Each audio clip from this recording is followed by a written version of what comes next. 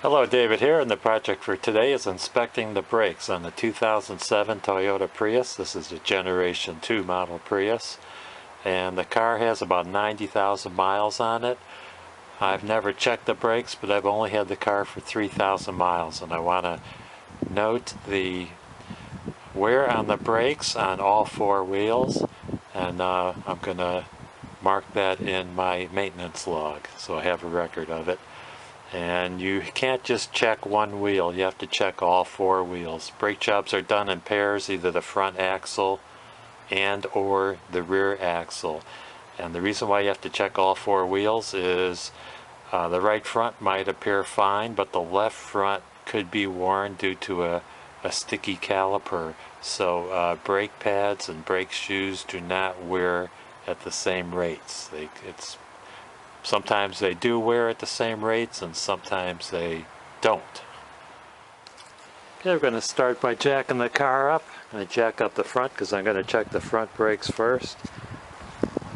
And I'm going to put a block behind the rear wheels so the car doesn't slide.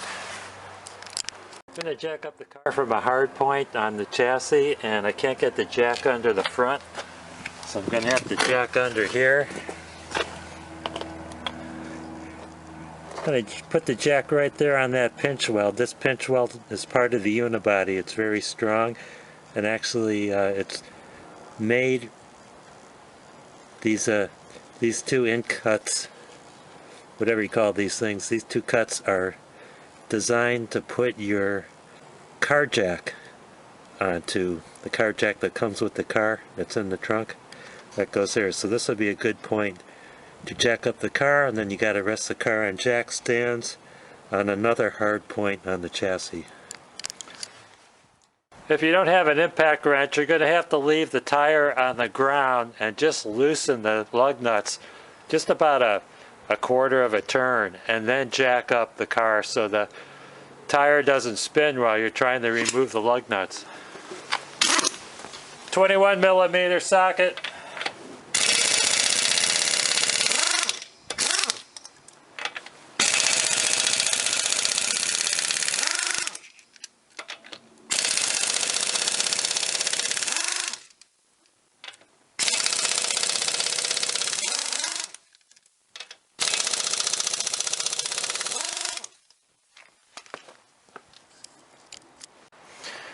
While you got the tire off, inspect the tire for wear, nails, screws, anything that might cause a leak. Check for uneven wear. While you're in here, check the strut for leaks. This one appears to be pretty good. But if you see any leaks, it'll be around that shaft there, and it could drip down the sides. Check your CV boots for tears or leaks. CV boot can't be seen because it's way behind here, and then there's an inner one which is, I don't know if you could see my hand. Can you see in there?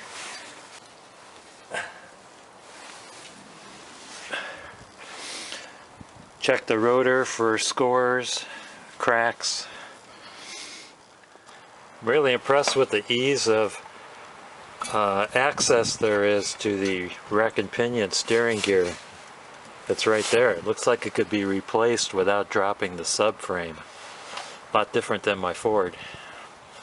Okay, let's get in close to look at the pads. There are two pads, an inner and an outer. Here's the outer pad, and you want to have at least 1/8 of an inch of pad there. And got about 1/4 of an inch. The inner pad is hard to see. You can't see it from here. You got to check out this inspection hole right there. That's a small hole, but I could see there's about 1/4 of an inch on that inner pad too. I don't think my camera's gonna get in there. Come on. We got it? There it is. It's right there.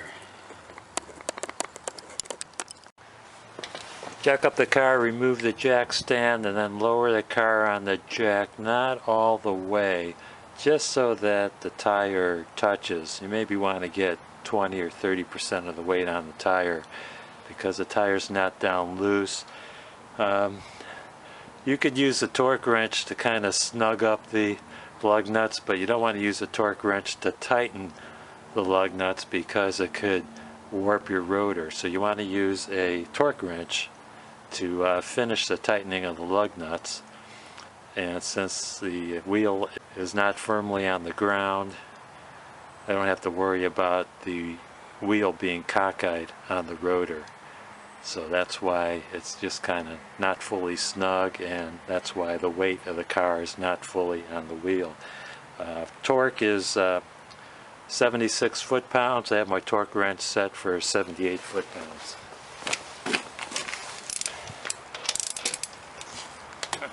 Tighten in a star pattern.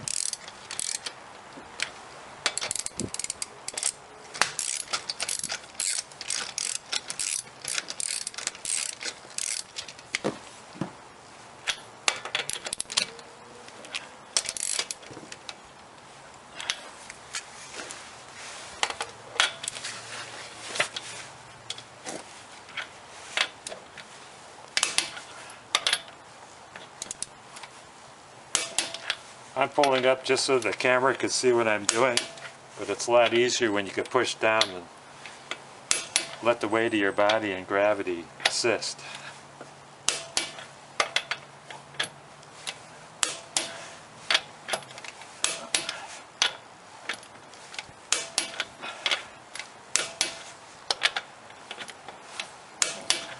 Now I'm going to go on to the left side, which is exactly the same as the right side.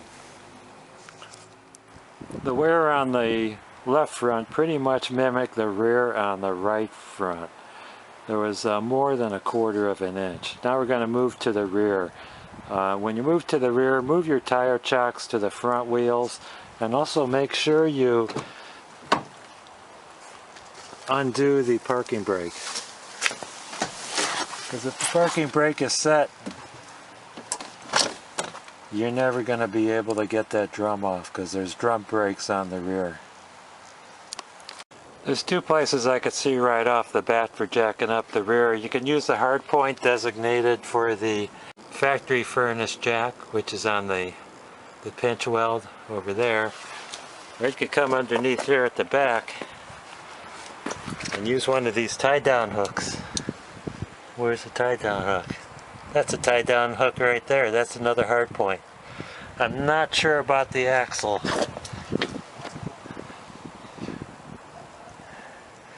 There's a bar that connects the rear wheels, I suppose, for alignment. I'm not sure if that's strong enough to jack on.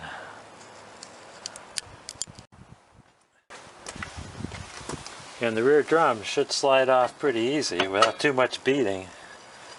Unless you live in the Rust Belt. There's going to be brake dust in there, so take it to a safe place and dump it. Check for score or uneven wearing. This brake drum looks pretty good. Take a look at the strut, make sure the strut's not leaking. Let's take a look at the shoes. The shoes have a little more than 1/8 of an inch. So there's 2 shoes to a wheel. Yeah, that's serviceable.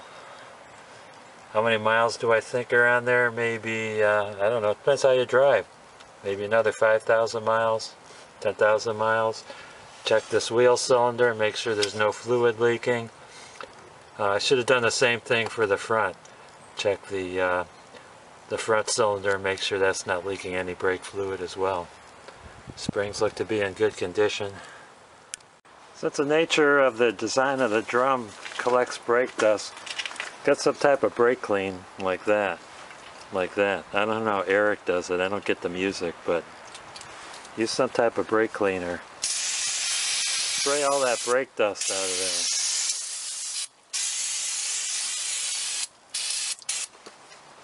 Do the drum as well.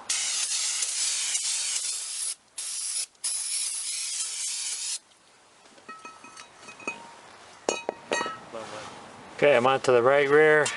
Got no leaking under the wheel cylinder. I've got, I I think 3/16 brake pad, similar to the left rear. This might have a little bit more on the trailing shoe over here. Overall condition looks good. Don't even have much rust or corrosion inside here. I see on the strut we may be getting the start of a leak over here, but I'm really not picking up anything. All I see is just a dark color at the top of the strut. I don't think it's anything to concern with. Okay, I'm going to use a brake clean to clean off the shoes, the backing plate, and the drum. I'm going to slap it all together, very similar to what I showed on the right front wheel. And I want to thank everyone for watching, and remember, the job's not done until you update your maintenance log. P.S. If you're having trouble getting your brake drum off and the parking brake is not deployed, the manufacturer gives you these 2 threaded holes in the drum right there. It's for a metric screw, and you just screw the bolt in those holes evenly, and that ought to push the drum off.